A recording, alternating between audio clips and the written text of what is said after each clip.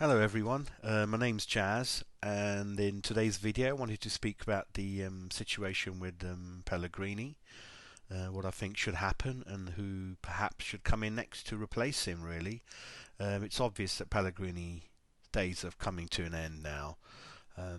Last 6-7 games have been pretty poor, same performance in every game without any sort of plan B on offer or any change of tactics or formation or players playing differently in a different positions. So it's come to the end. Unfortunate because when he came in, I really felt that he perhaps would be a good fit for us. Good way of playing, very well experienced, including in a Premiership. But it wasn't to be for one reason or another. He's 66 years old and probably would be his last job. Not sure he needs the money or the hassle anymore, and perhaps that's one of the reasons why it didn't work out for him. I'm not sure the motivation is there for him, and he seems to be pretty stubborn in terms of refusing to change the formation.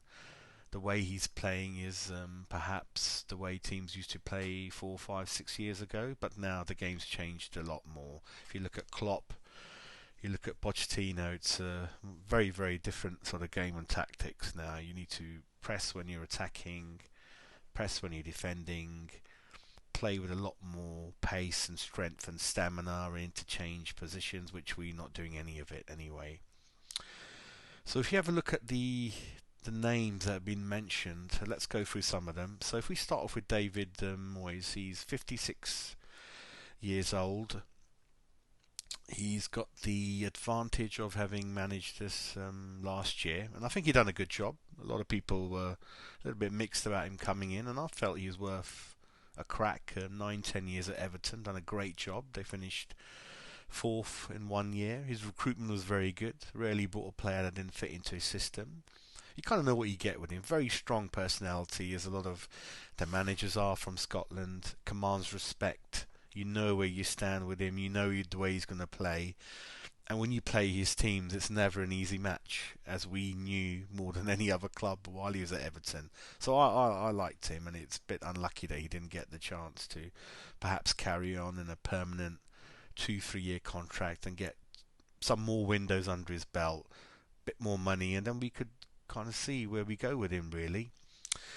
So yeah, good coach, good tactically with plans A, B, and C. So according to the match, especially I think at Spurs, he kind of changed it around, put a lot more people behind the ball, and we got a good result. So a manager that can change tactically and very good at coaching, very hands-on. So that's really good for him. Good track record of buying players with good characters at reasonable prices. Tim Cahill springs to mind at Millwall. Kind of done a lot of research like John Lyle used to. Let's have a check on his character. Will he be a good fit for the dressing room for me? And he was. British, which is what we need. I think the next manager needs to be British, so I think that's a good thing. Someone who understands the club, the league, and we've seen recently as well, when the motivation, the chips are down, it's been, even at West Ham, it's been the British players, the Rice, Nobles, those kind of players who've kind of tried to rally around the rest of the players who quite have not been up to scratch. The other good thing is he's available. Again, it will be attractive for the board, less money to pay.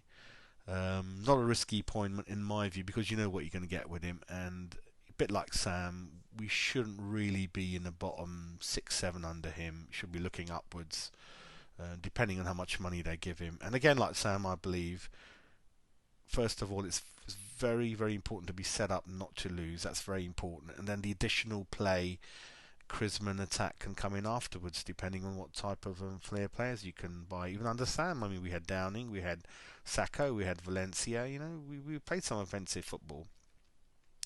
The negatives for David Moyes is obviously the playing style. A lot of people will not be happy with it. Playing style rather defensive at times. Comes across as a dull personality. Does it matter if you're winning? Not sure. But for me, I think he's one of the two managers I would seriously look at, because I'm split between two choices. The other manager who I'm sort of split between, so I would like David Moyes in or Eddie Howe. Very young manager, 41. Positives, good style of attacking play, very good coach. So takes the coaching lessons himself, and so that's important. A bit like John Lyle, young age, so nothing to worry about. British backbone in the current team at Bournemouth, which we need. Good tactically with plans A, B, and C. British, which is what we want, ticks all those boxes. Negatives, only managed well at one club, so a bit of a risk. But if I was the board, if you look back the previous 4, 5, 6 appointments, it's all been a bit stale, a bit predictable. Why don't we just go and risk it? You never know. A lot of people are saying Eddie Howe could be the next England manager, so why not risk it? And he could be absolutely brilliant. I mean, John Lyle was a risk, didn't have any experience. Ron Greenwood was number 2 at Arsenal, I think. So negative, no experience of managing a big club, because we are much more different to Bournemouth. Bournemouth has got it fairly cosy, so you don't know how that would happen, how he would fit into, because we are a big club. Our fans, rightly so, full of passion, and then if things don't go right, we're not going to be quite as relaxed as someone in Devon. Expensive contract at current club perhaps to pay off, so that will not be maybe viable for the board. Risky appointment, like I said. The other two names are Rafa Benitez, age